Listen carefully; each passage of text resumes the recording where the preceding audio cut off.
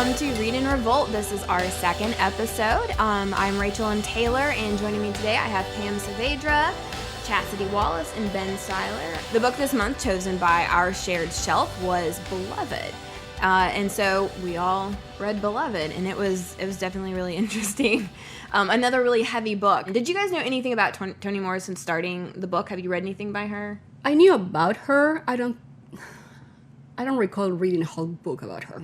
Yeah, I knew about her. I read Beloved years ago, but I didn't read anything else by her. I've read The Bluest Eye before. Yeah, that I think that's popular in high schools, right? Yeah, I read it in college. Okay, I'd never read anything by Toni Morrison, and I looked up a little bit about her, and I thought it was kind of interesting. She was the first African American woman to win the Nobel Prize in Literature in 1993, and she's also a big champion for fighting against censored books, because apparently they banned one of her books in a Michigan high school. So I just thought that was really interesting. Let's start talking a little bit about the book. Obviously, if you're watching this, please make sure you've read the book, because we're about ready to spoil all of it for you, and it's a really good book. So stop here, go read the book, then come back. This is a story about a woman named Setha, and she was a slave, and she escaped to Ohio. 18 years later, she's still not free, and they become haunted by the baby, her dead baby, who was buried in the backyard with a single word on the tombstone saying "Beloved." So where did we all kind of start with this subject matter? We've all learned in history class about slavery, but have you guys read any novels centering around it? You guys know that I grew up in another country, so not as heavily as you guys did here, but I did pick up a lot more when I was in college. But when I read the book, for me, the slavery was like the frame of it and the background, but I read it, for me, it was more of her as a mom. So I have a Bachelor of Arts in History, so I spent a lot of time in college studying race and racism and philosophy and gender and sexuality.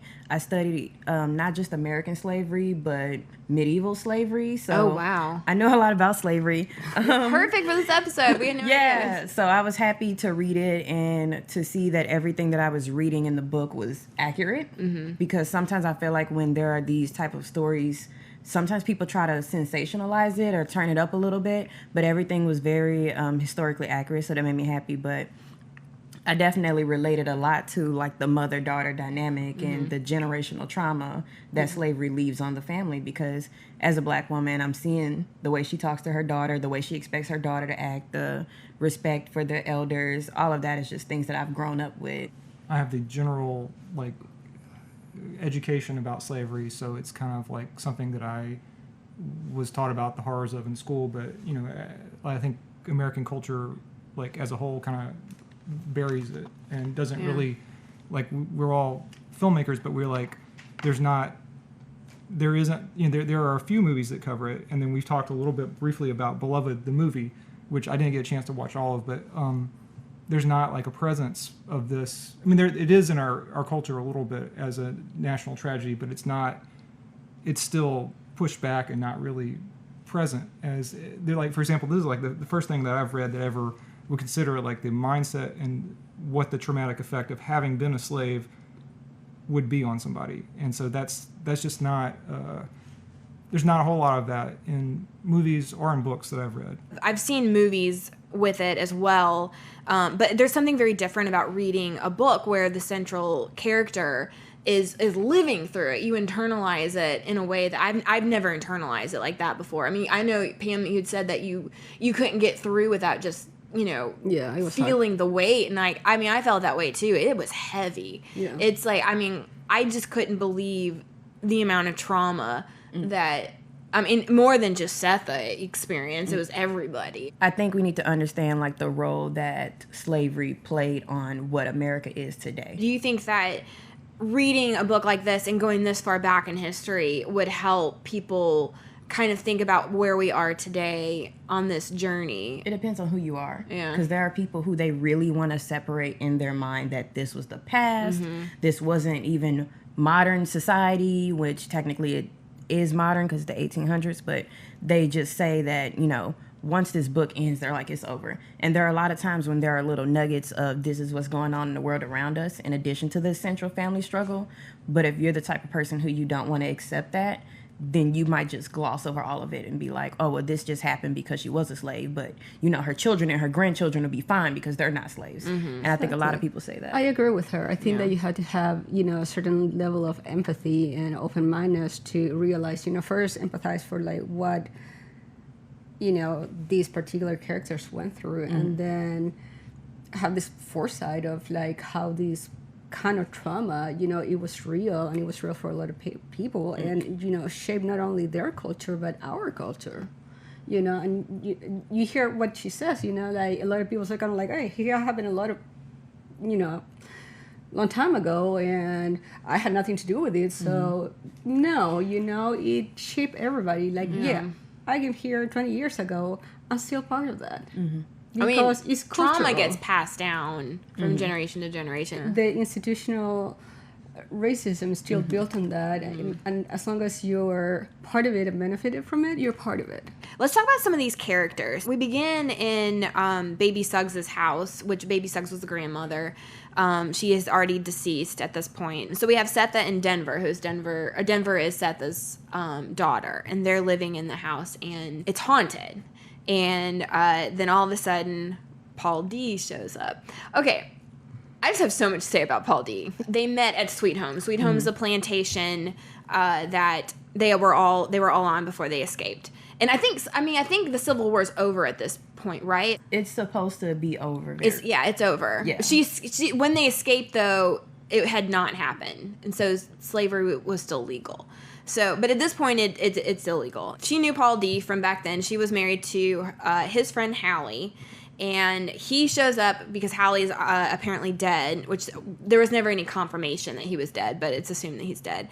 And Paul D shows up and chases the ghost from the house. I'm just going to say this. Black women have been putting up with black men nonsense for centuries. Yeah. And even though I'm sympathetic to Paul D in the sense that, you know, he went through this horrible thing and he is shaped by the trauma of slavery as well, I do think that there are a lot of things about him that are incredibly shallow. And obviously Setha, she's going through all of this trauma, and she's trying her best to stay strong, even though she can remember all of these horrible things like the death of her mother and the death of her child, and she's just always thinking about these horrible things that happened to her on Sweet Home and that she doesn't want to go back. And Paul D shows up kind of as this, he tries to be like her savior, you know. He's like, I'm a man, you need a man, you can't be in a home by yourself, you're just two women. He forcefully inserts himself into the family by chasing the ghost away and everything. And then immediately, while Seth is having her breakdown of when she was I would say sexually assaulted by the slave owner's nephews. Yeah. They held her down and stole her milk from her breast because she was pregnant at the time. And she's having this really emotional moment where she's breaking down and she's really thinking about it. Like, they stole my milk. This milk was for my baby. I had to get to my baby. I couldn't stay. I couldn't wait on Hallie. Like, I just had to go. And he's like, oh, you're vulnerable and you're broken. Time for me to make my move. And then he just like kind of grabs her breast. But he seems to have a very one-track mind. He's just like, now I'm horny and I'm going to move in on you while you're breaking down about these people whipping open your back and all of these horrible things. And I'm just like, what are you doing? Just sit down. Listen to her as she's talking. You're not really listening to her. You're trying to, you know, massage her and kiss her and take her to bed. But that's not what this scene is for. This scene is for her to have this emotional moment where she actually talks about something that happens to her. Ben, you're a man. What did you think about that? About Paul The D? pressure's on. Well, I mean, I don't know. I mean, I think what stood out in terms of Paul D's villainy, what stood out to me was that he slept with Beloved.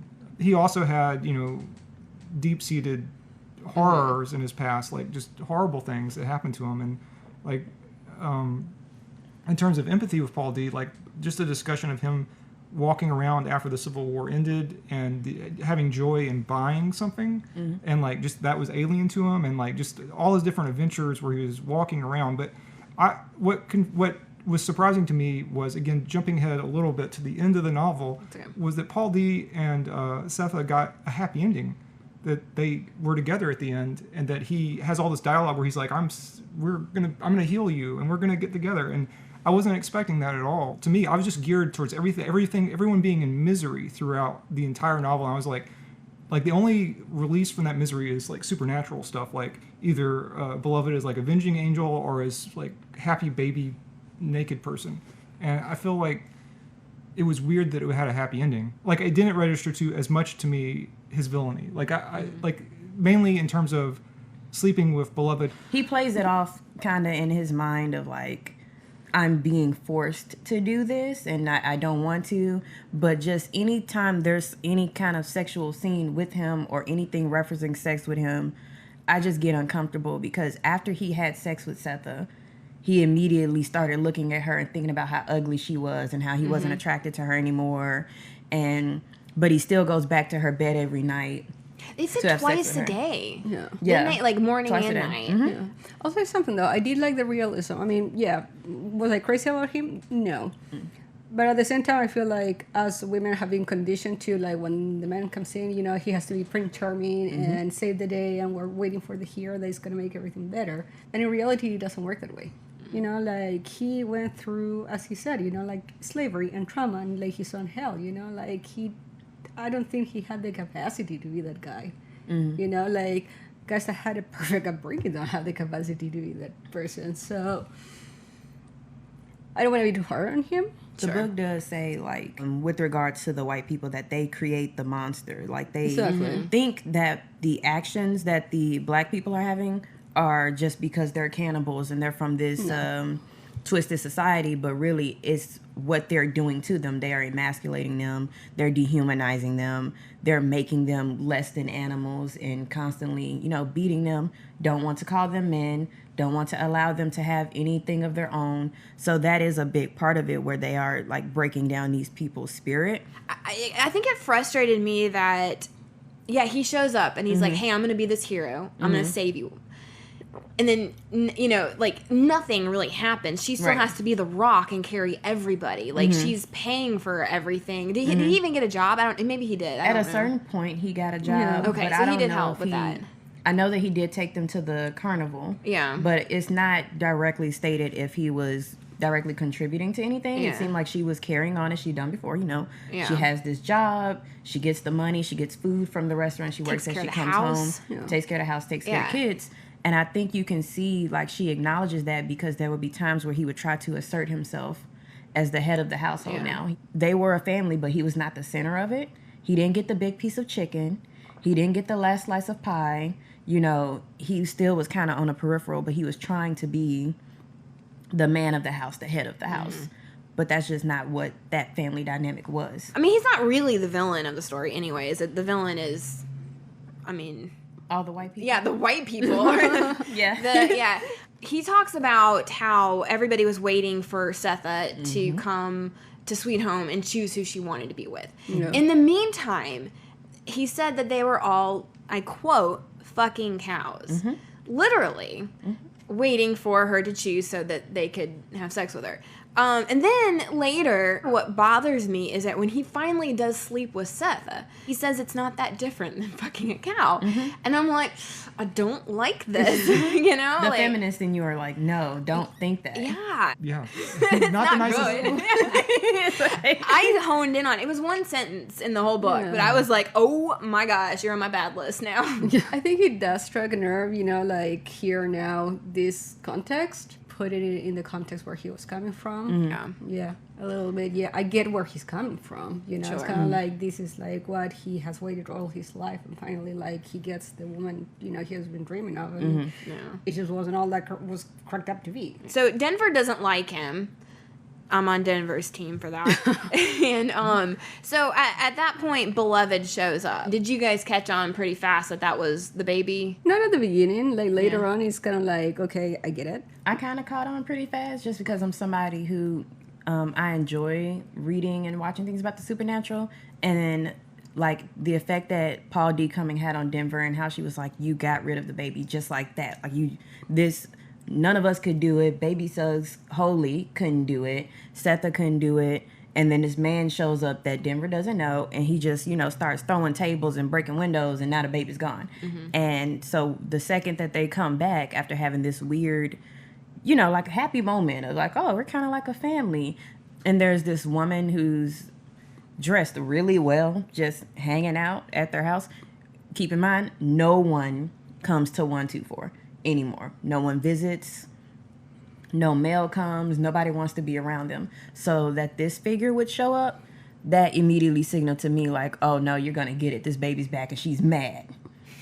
The baby's back and she's mad. It sounds like a horror film. Yeah, it tagline. My interpretation was that she was someone who had, there's the chapter from Beloved's perspective where it's like, there's not like periods, but it's just kind of like this poetry. And she talks about being like a man's face on her face in water.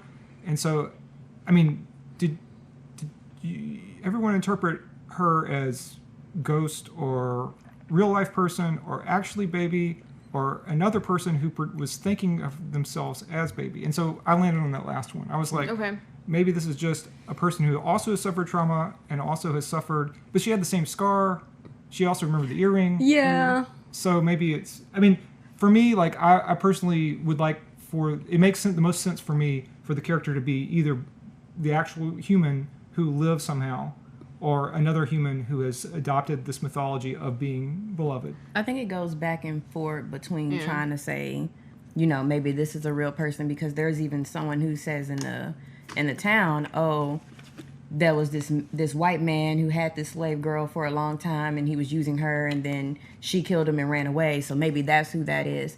And also when you're thinking about Beloved's like inner monologue, and what she's saying basically sounds like she was on a slave ship. And so she was around all these people who were dying in the water, and she saw someone who she thought was her mother. She was like, this person has my face. And then to see Setha have that same face, which, is possible, she could just look very much like her mother, that would make her want to come there and stay there and be with her.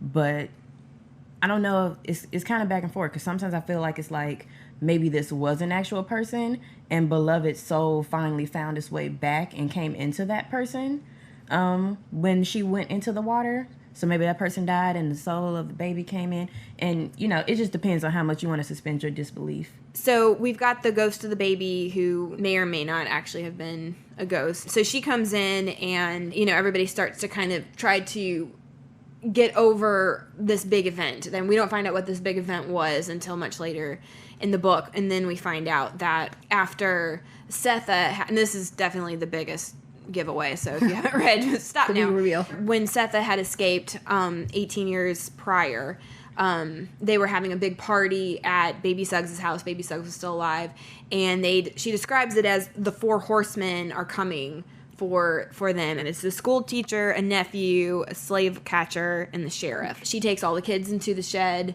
or the barn, I can't remember which one, and I think it was her intention to kill all the kids. Yeah. And she only did one, and it was with the sawed the baby's head off. 2 years old, was that right? Mm-hmm. And that was Beloved, and so that was the trauma. And I mean, that's a pretty controversial thing to put in a book. I think like that's the part that really got to me, because it's like I could understand that. Like if I were in a situation like that and they were coming from me, and it's kind of like that's my alternative and my kids are going to have like that life of misery, like yeah, I can see that. And I was pissed at the community that they didn't warn her, like what the fuck. Like that's the pattern. Yeah, everybody shunned her. Yeah. After that, like it's kind everybody. of like they didn't help her, and on top of that, like they had the nerve of shun her after that. We were talking earlier how we were like pissed at Paul Deere was more pissed at the community for what they did than anybody else. Yeah, I mean, because Paul D could leave. Exactly. Mm-hmm. Yeah, he was from there. But it's like the community. It's kind of like those are your people, and they went through the same trauma and all the stuff, and they're supposed to be there to like help you and protect each other, and sort of like what Stampede used to say. Like we're all in this together, and blah blah blah, and like they left her, and they left her children, and after that they turn around and say, like, you're a bad person because you kill your children. Screw you. It wouldn't be the first time I've heard of someone doing something like that. I mean, even I don't know how recent it was, but it was in the 2000s. There was a woman who believed that the apocalypse was coming and that the only way her children would be safe or go to heaven is if she killed them first.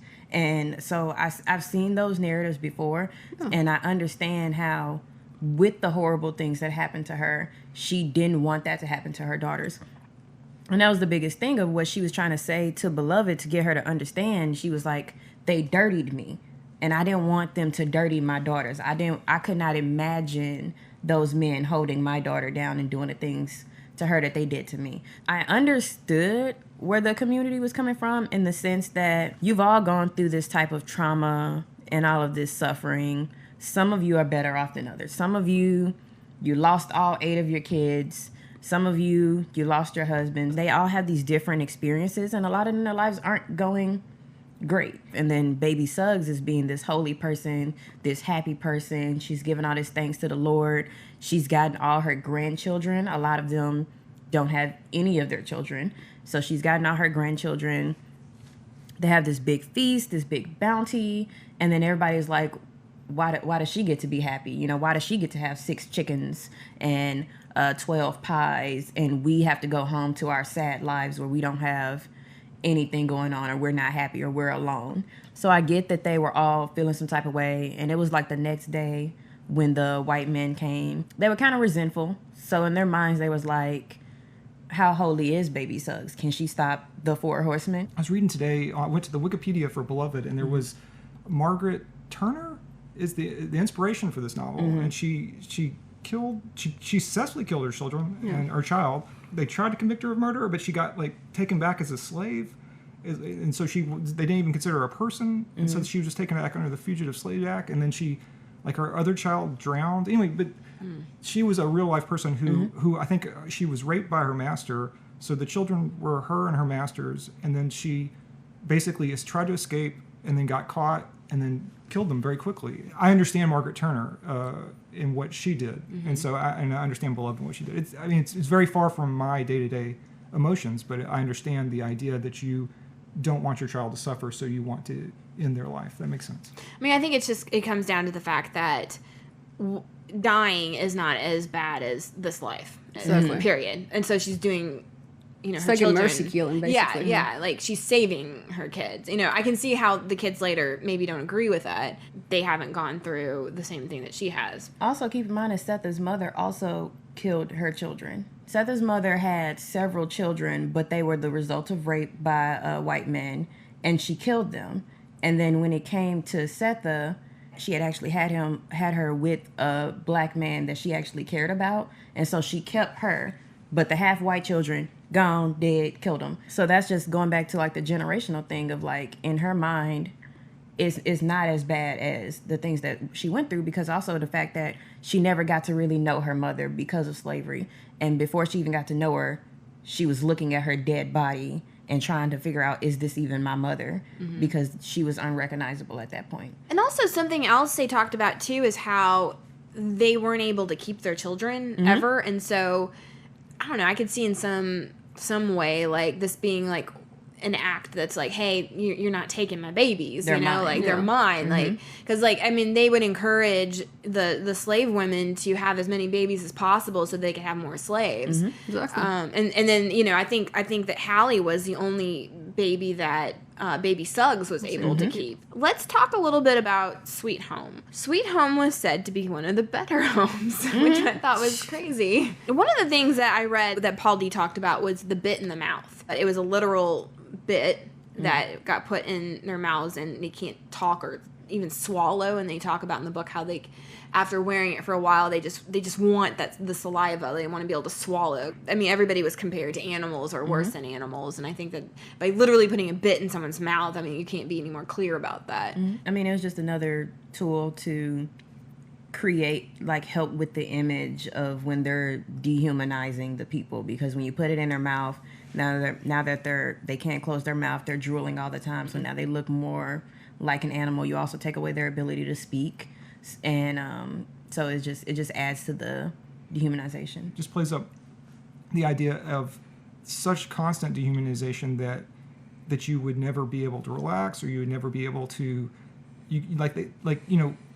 again, briefly, when she attacks the dude at the end of the novel with the whip, you know, like it's another part where the book could go to tragedy, I thought, and it hung back from tragedy, and I kind of like that it hung back from tragedy there. But I also, like on the level of like a Shakespearean death, I love the idea of her killing that guy who's like arguably the nicest white guy in the novel, and he's just like he's thinking about, you know, like his childhood, some tin soldiers he bought, and she just comes up and it just, It's like, Yeah, like in your face. the effects of that on people would be that they would always be on edge. So this was something that immediately struck me back when a baby could like finally leave, and she was at, I think it was the Sawyer's house, and basically she's thinking about, you know, 60 years as a slave. She's been beaten, knocked over a lot, and she was ashamed that her children had to see her treated like that. And Garner goes on this tangent where he's basically like patting himself on the back. He wanted Sweet Home to be sweet. He wanted all the slaves to say, oh, Garner was the best slave owner ever. Everyone else is trash. He's amazing. Because he was like, did I ever whip you? No. Did I ever take food from you? No. I never did anything bad to you. You had a great time as my slave and all of that stuff. great times. Yeah. No, but I as someone who had to study race and racism at a school that was predominantly white, so I was often the only black person in class, I would get a lot of white people who obviously they felt bad about slavery, but they would always try to make these arguments of, well, what about the good slave owners? Like I heard that there was some white people were nice and they didn't beat them like that, or like they always try to find some story. Yeah, they're always trying to find some story of a slave owner who didn't treat them as bad, or a form of slavery that wasn't as bad as everyone makes it out to be, so that they wouldn't feel guilty. And I had to fight them a lot, because there was a lot of times when we would learn about specific forms of slavery where, yeah, the person may have never been hurt. They may have never been beaten or raped. But at the end of the day, they were still a slave. And that was still, there was always that threat of violence, that at any point this person could take your life because they own you. At any point they could marry you off. At any point they could rape you because they own you. And that ownership of another person is still really problematic. Sell your children. Yeah, I mean, your children don't belong to you under that system. I mean, that just doesn't sound like you can put good and slave owner together. Like, Oh, they tried. I don't They wrote know books. why. I Oh. mean, I guess just feeling guilty. I mean, let's Yeah, and I just think it's accept because it. of Let's the just guilt, accept yeah. that, you know, this is part of the white history. Exactly. It's like saying, oh, Yeah. you know, it's like he raped you, but it was a good rape because he didn't beat you with it. Oh, Right? great, Like, thanks. Yeah, no, it's not possible, because you can't own another human being and it be a good situation Right. ever.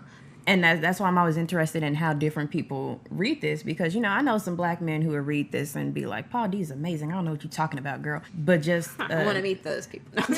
You do not. We need works. He has this separation from the family because, as far as he knows in the book, he doesn't have any children of his own. So he sits here and he basically calls Setha an animal once he finds out what she did, without understanding from her perspective of, she gave birth to these children. Like, they came out of her. She did everything she could to protect them, to save them. For Paul D to sit there and judge her without fully understanding that experience, I could tell that hurt her.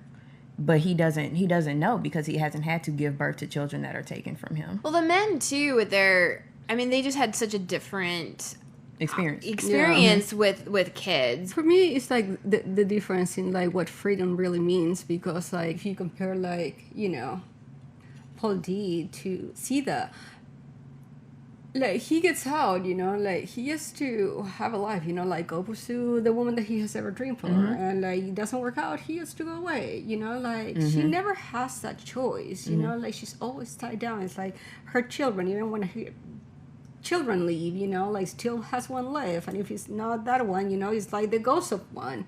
Like she never has that freedom to just like be herself, pursue what she wants. Like that never happens. He probably doesn't see it as having freedom either. He's Exactly.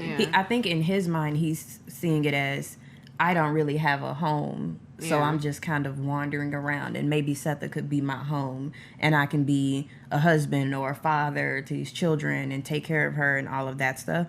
But from her perspective, it's like, you want to go, you can just go. but I'm responsible for Denver to the day she died. There's no when she's 25 she can go somewhere and do her own thing. Like, she's here with me, just like baby Suggs was with them until the day that she died.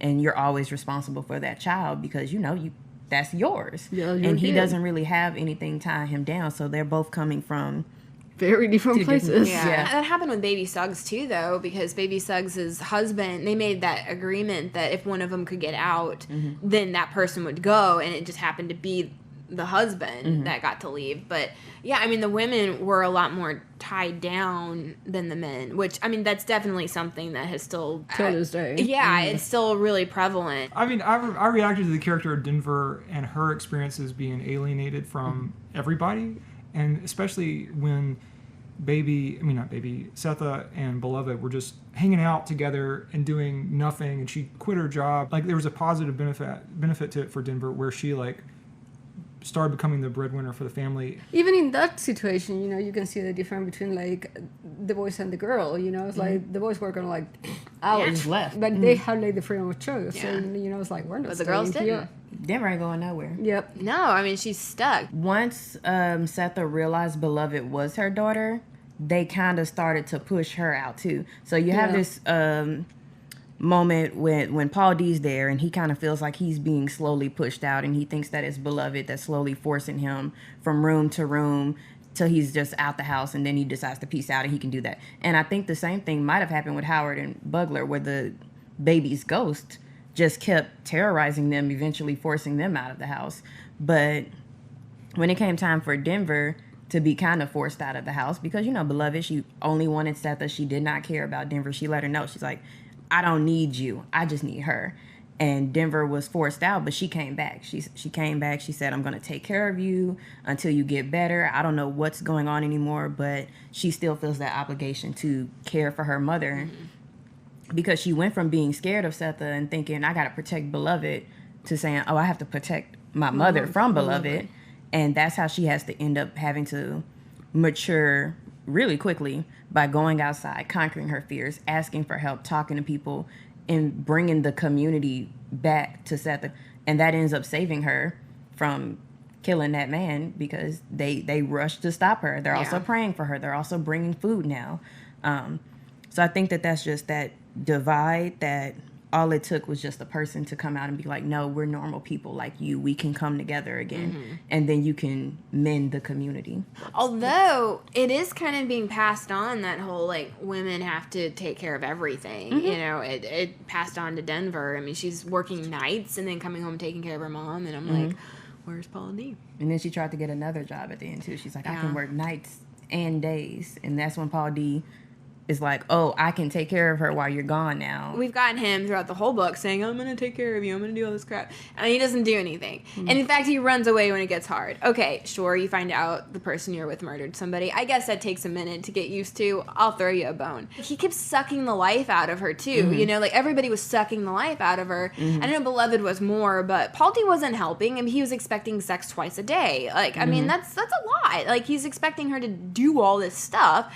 And then at the very end, when she's finally completely broken and just about to die, oh, I'll take care of you. You're the best part of you. No, screw you. I don't know when the book was written, but maybe it was a good ending at the time that it was written, but, like, if it was written now, I would get a lot more satisfaction if it was Denver saying those words. Kind of like, you know what, Mom?